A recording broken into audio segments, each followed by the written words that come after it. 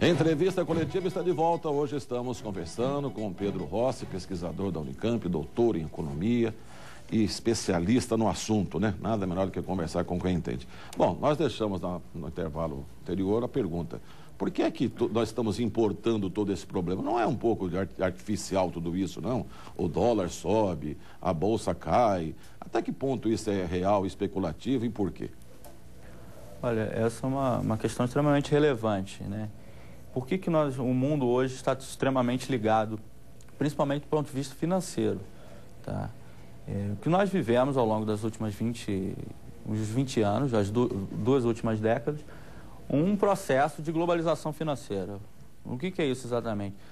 No fundo, é você interligar mercados e você aprofundar a liquidez desses mercados, né, e fazer com que vários produtos, como as commodities, e várias moedas, como o real, se tornem ativos financeiros. Então, a verdade é essa. Por que o real varia tanto com o que acontece lá fora? Porque o real é um ativo financeiro que está no portfólio, né, de diversos investidores internacionais, né, que aplicam no real de acordo com a situação internacional. Então, eles estão sempre renovando o seu portfólio e o real é dos ativos do seu portfólio, então ele sofre as alterações dessa renovação constante. E o real, quando você fala de títulos da dívida pública, que as empresas, se está pagando bem, elas vêm e compram, se tem seguridade, a dívida, elas vêm e compram. São esses títulos do governo que estão aí pelo mundo, né? Exatamente. Quando eu digo real, eu digo os ativos em reais, os títulos em reais, principalmente, porque o real é uma moeda muito atrativa pelo patamar dos juros. Tá. Então não adianta eu comprar, eu não digo real papel moeda, porque o papel moeda ele não rende juros. Mas o real título da dívida pública e da dívida privada também, ele é muito atrativo no sentido que ele rende juros. Tá. Tá. Bom, e nós estamos importando isso porque a situação está ruim lá e aí eles temem que nós fiquemos também, o risco, o Brasil começa a ficar complicado? Na verdade, é o seguinte, nesse processo de alocação de liquidez, você costuma colocar o seu dinheiro, né, por dois fatores, é a rentabilidade, né, e a liquidez. São esses dois fatores que movem a alocação de portfólio. O real é uma moeda extremamente líquida, mas o mercado ele é pouco líquido quando você compara, por exemplo, com os títulos da dívida pública americana. Então, nos momentos de aumento de preferência pela liquidez, você tem fuga do real. Você vai para mercados como o mercado dos títulos do Tesouro Americano, que é um mercado extremamente líquido e muito pouco rentável. A rentabilidade zero, mas você tem a liquidez absoluta garantida pelo Tesouro Americano. Você vende na hora que você quer, você chega lá e saca aqueles títulos que você comprou da dívida. Exatamente. Então, não é quando os investidores saem no real, não é, na verdade, que eles estão com medo que o Brasil seja contagiado de forma muito grave pela crise europeia. É porque eles estão simplesmente fazendo um movimento de fuga para a liquidez. Então, professor, a gente tem a seguinte situação nas últimas 2, 3 semanas. A gente viu a taxa Selic cair, o Banco Central abaixando essa taxa. E isso também, certamente, na análise que eu li de todo mundo, tem um impacto nessa alta do dólar. Quer dizer, os títulos da dívida pública brasileira já não pagam tanto quanto pagavam, então o investidor ele se volta para a dívida americana e para o dólar e tudo mais. E nós tivemos essa semana passada, então, o dólar chegando ainda à barreira dos R$2, uma coisa que não acontecia há tanto tempo. Então, qual o peso da Grécia e qual o peso dessa nova política de queda de juros no impacto, da impactação do valor do dólar? Que aí depois o senhor explica para a gente tudo isso que isso vem, porque agora está todo mundo morrendo de medo da inflação por causa do dólar a R$2. Olha, essas duas coisas que você colocou muito bem, elas estão conjugadas, né? A desvalorização do real, ela tem um elemento, digamos, crise da Grécia e o elemento queda dos juros. Eu acho que nesse momento que a gente está vivendo, o elemento preponderante é a crise externa, a crise grega. A queda de juros, eu acho que teve um impacto importante, juntamente com algumas políticas do Banco Central, digamos, desde fevereiro. Acho que o dólar foi de 1,70 para 1,80, muito por conta das políticas do governo e da retórica do ministro Manteiga e da própria presidente, quando falou do tsunami monetário, etc., da importância de uma taxa de câmbio menos apreciada. Mas, nesse momento, o fator preponderante é a crise externa. E qual a implicação? Você citou o caso da inflação. Isso, né, que é importante. O grande medo é esse, né, gente? Está todo mundo voltado os olhos aí para a inflação. Para a inflação. Olha, eu acredito o seguinte, muito provavelmente a gente não vai ter um impacto importante na inflação. Por que eu digo isso? Os mercados de commodities também são mercados extremamente financiarizados, no sentido que são ativos, eles estão caindo de preço de uma forma brutal, juntamente com o real, que está se desvalorizando. O que isso implica? Isso implica em produtos agrícolas, em insumos mais baratos. Ou seja, você tem uma certa compensação entre o efeito da desvalorização do real e o efeito da queda do preço dos commodities. E essa queda do preço dos commodities é em função do crescimento reduzido da Europa. A gente viu a Espanha também no final de semana, uma queda grande, confirmando a recessão. É por causa disso que tem essa queda no preço dos commodities também? Exatamente. É claro que no curto prazo, essas questões elas são mais imediatas. No fundo, as commodities são muito voláteis e elas caem e sobem em função dos mercados financeiros.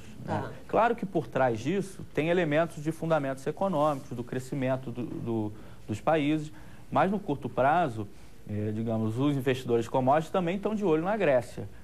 Não que a Grécia vai impactar imediatamente no consumo dos chineses, mas como é um ativo financeiro também, as commodities elas estão muito sujeitas a essas flutuações de curto prazo, que são flutuações em função dos mercados financeiros. A China, porque a China hoje, parece que a China, quando ela suspira, o mundo inteiro já sente alguma coisa, né? Exatamente. A China, ela tá balançada com essa história da Grécia ou ela é por demais soberana, assim, para sentir um golpe com a Grécia? Olha, eu acho que a China, assim como o Brasil, eles vão sofrer pelo canal, digamos, do comércio exterior, no caso de uma grande ruptura europeia. O que eu chamo disso? Eu chamaria de uma corrida bancária, vamos dizer a opção que foi colocada no bloco anterior, da Grécia sair do euro. Isso teria como implicação, digamos, que residentes de outros países vão resgatar os seus depósitos no sistema bancário da Espanha, de Portugal, da Irlanda. Aí, nesse momento, a crise realmente toma uma proporção catastrófica. Que é aquela história de falência de banco, que a gente já viu. Falência de banco, etc. Eu acho que isso não vai acontecer porque, caso a Grécia saia do euro, eu acho que vai ocorrer uma corrida bancária nos outros países, esses países provavelmente vão decretar um feriado bancário, e nesse momento, o Banco Central Europeu e a União Europeia, de forma geral, vai socorrer e vai tentar blindar esses outros países para que não ocorra uma catástrofe. Uma coisa é a Grécia sair do euro, outra coisa é a Espanha e a Itália saírem do euro. Nesse caso, aí você tem um colapso do sistema financeiro europeu. Um colapso do sistema financeiro europeu, digamos que é uma coisa extremamente catastrófica, espero que não ocorra, teria repercussões enormes em termos do comércio exterior.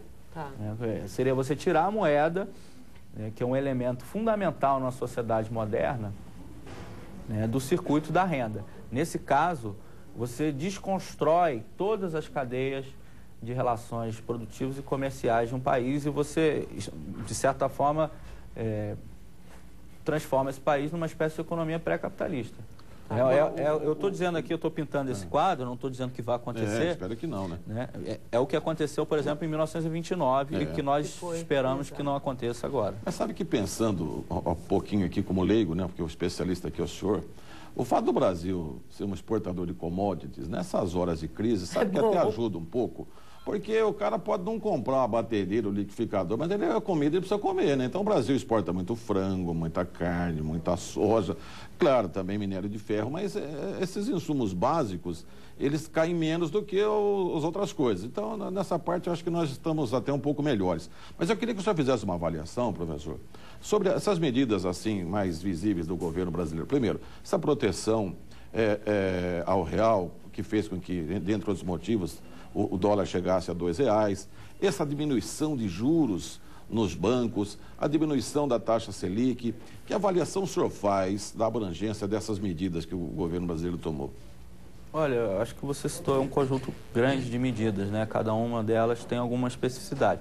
De uma forma geral, eu vejo com olhos positivos, né, essas medidas. Separando elas, digamos, a discussão dos controles de capital, por exemplo, eu acho importante vis-à-vis o cenário internacional que a gente vive, né? Porque qual é a história? Aí a gente parte para uma outra discussão. O controle de capital geralmente é por meio do IOF, taxando esses recursos que a gente busca, tudo isso. Sempre a relação entre o residente e o não residente, tá, né? São as operações de balanço-pagamento. Tá. Né? E isso é importante porque o mundo hoje tem uma liquidez muito farta decorrente da resposta dos países centrais à crise de 2008. Eu estou me referindo especificamente ao quantitative easing, né, que é o afrouxamento monetário do governo americano e do próprio Banco Central Europeu, que injetou liquidez no sistema financeiro em grande escala. Né? É o que fez a nossa presidente chamar de tsunami monetário.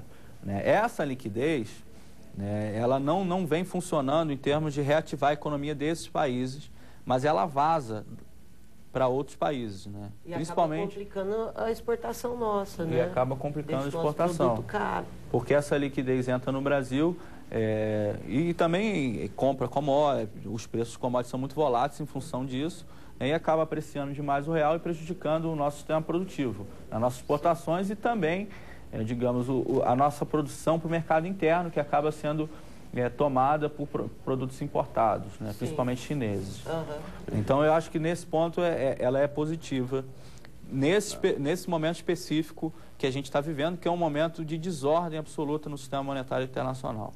Olha, gente, a sensação que eu tenho, viu, professor Zezé, é que nós deveríamos conversar com o professor toda semana, porque do jeito que a situação está, que nós vamos ter que terminar o programa agora. Mas quanta coisa ainda ficou no ar. O que é que vai acontecer? Né? A gente deveria falar, toda segunda-feira vamos conversar aqui, nós temos que mudar o assunto, não podemos explorá-lo também. Mas temos que terminar o programa, esperamos poder ter esclarecido um pouquinho na nossa entrevista com o professor Pedro. Professor, muito obrigado pela presença aqui, muito obrigado, viu? Eu agradeço de estar aqui presente. Muito obrigado, Zezé, obrigado. Obrigada, Zé. Obrigada, professor. Bom, gente, e ficamos por aqui, né? Entrevista coletiva estará de volta no próximo domingo à noite. Tenham todos uma boa semana. Esperamos vocês no próximo domingo, hein? Até lá.